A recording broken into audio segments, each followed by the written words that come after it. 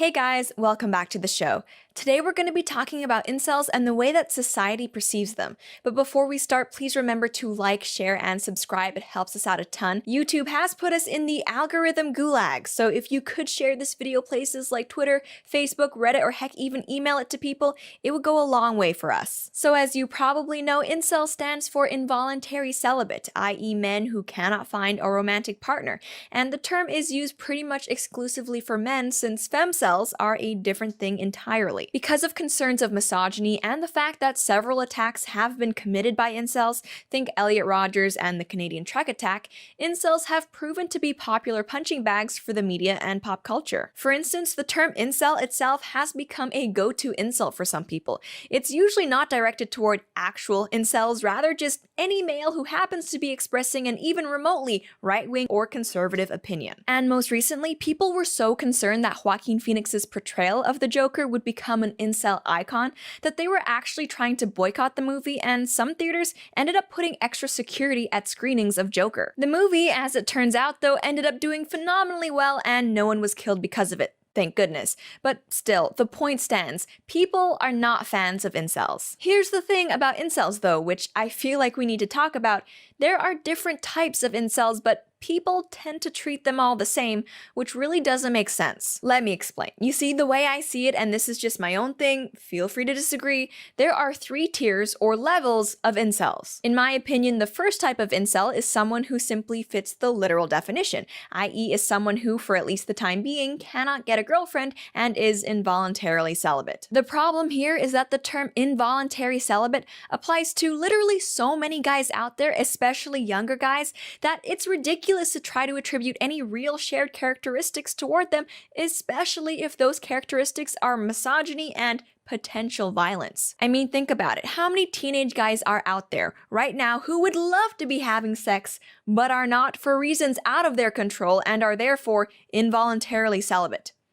Quite a few, I would imagine. Those are incels, but no, they're just nerds. Good old-fashioned nerds. They don't fit into all the woman-hating that society currently likes to associate with incels. Despite what the media may be saying, not having luck with the ladies is usually not enough to turn a man into a violent misogynist. And then there is the second type of incel that I at least see out there, and those are the message board type of incel.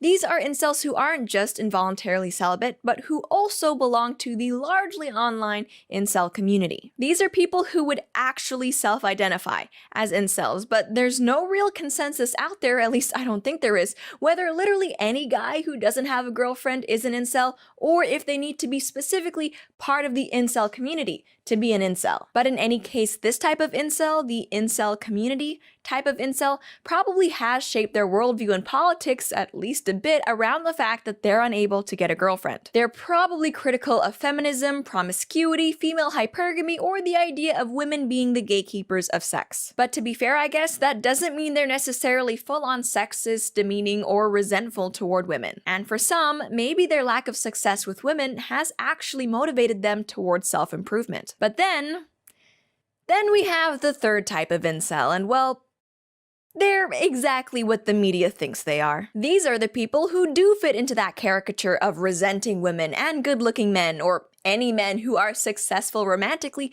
because they're frustrated about having to deal with repeated rejection. Instead of self-improvement, they'd rather just focus on hating society, and specifically women. And so what bothers me about this whole incel thing, and what I'm sure bothers some guys out there even more because it affects them directly, is that by treating all incels, including tier 1 incels, regular guys who don't go on dates, or heck, even just branding guys who don't embrace progressivism as tier 3 incels, i.e. hateful neckbeards who resent women, essentially what some people are doing is defining the morality and in some ways value of men by either how well they do with women or the degree to which they embrace a feminist, gynocentric worldview. Oh, you're a man? Well, if you can't get a girlfriend, or if you don't love feminism, then clearly you're a violent sexist who poses a threat to our society. That's messed up, in my opinion, for several reasons, and in light of that, finally getting to the point of the video, I thought that today we could together watch and react to a self-described incel doing an in-person AMA, or Ask Me Anything. This is a video that came out earlier this month, but I only now came across it because, hey, The YouTube algorithm is a mysterious thing, and I thought this was really interesting because basically, I'd say this guy is like a Tier 2 incel. He calls himself an incel, he says he can't get any dates, but he at least claims to not hate women or anything like that, and he, frankly, seems like quite a nice guy. But some of the people who ask him questions, you can tell they just expect him to be this disgusting, hateful person. So I thought this was enlightening not only because of what the incel himself had to say, but also because of what questions people deemed worthy of asking him. But whatever, super long intro, let's just get into it. Okay, hey, I'm Brendio. I also go by Derek. I'm an incel, and I'm here to answer people's questions about the topic.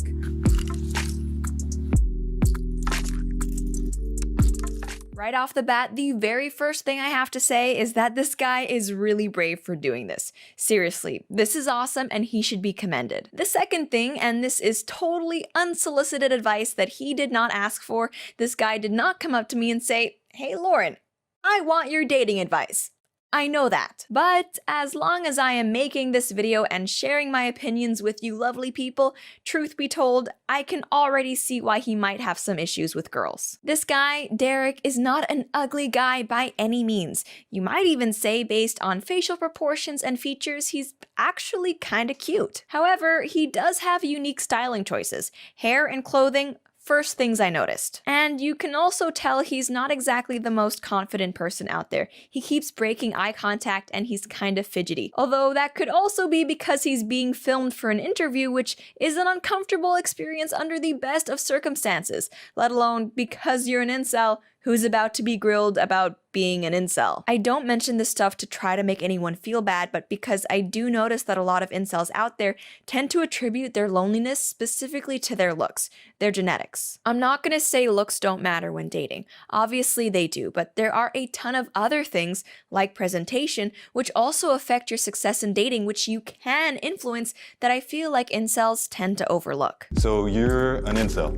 Yes. Why would you ever sign up to do this? I suppose I would want to give more of a positive light on this community, which is a very negative light upon it. Okay, and do you think that's a good thing?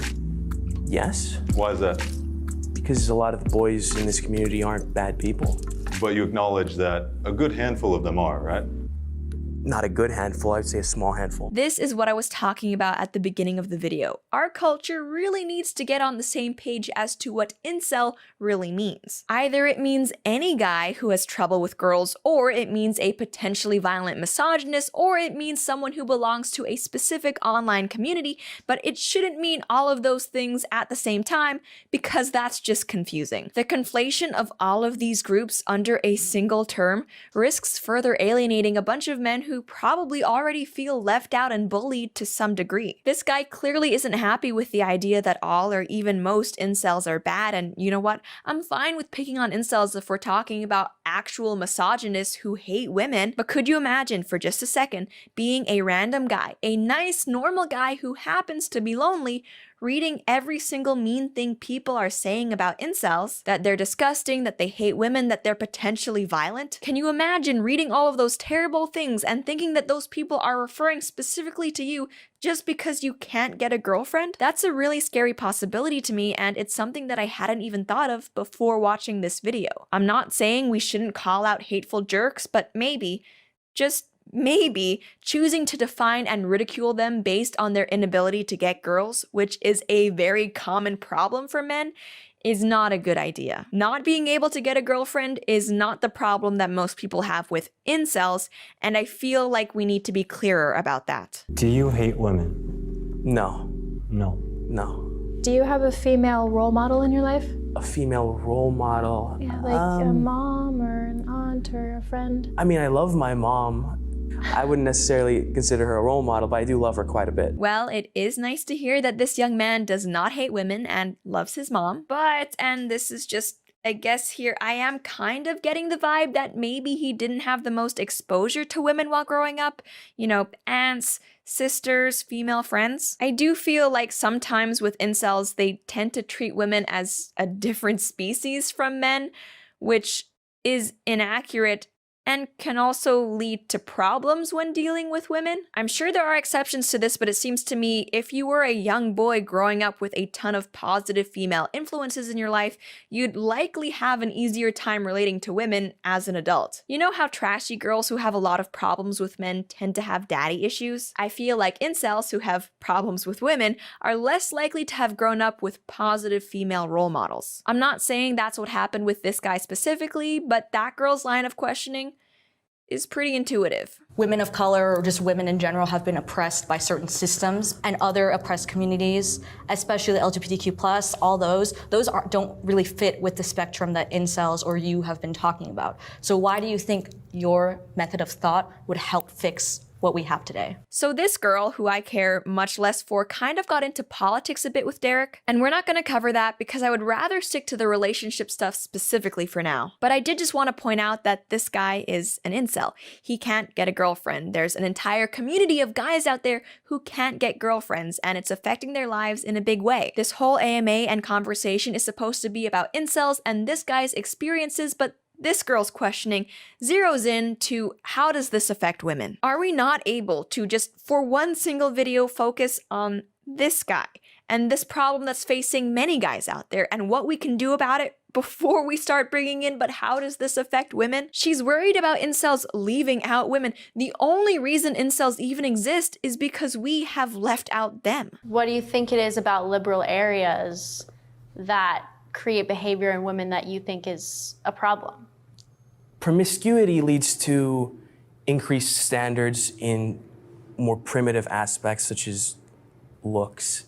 And that typically makes it harder for some people to find a relationship, including sometimes good-looking people. Like, there's guys who are much better looking than I am who are having a really hard time finding someone in a place like LA or in London or in Auckland, New Zealand, but they probably would have a perfectly fine time finding a woman somewhere else. So I don't have much to say about this point aside from that this guy is completely right here. Promiscuity and the decline of monogamy are responsible for the growing amount of incels. In the past, when it came to dating, people just used to pair up, which kind of worked out because there are about as many guys as there are girls out there. But now that people are increasingly favoring casual sex over long-term relationships, what's happening more and more is that looks start to matter a heck of a lot more than they ever did before, because why would you care about someone's intelligence or personality if we're literally talking about a one-night stand here? And a smaller handful of guys, i.e. chads,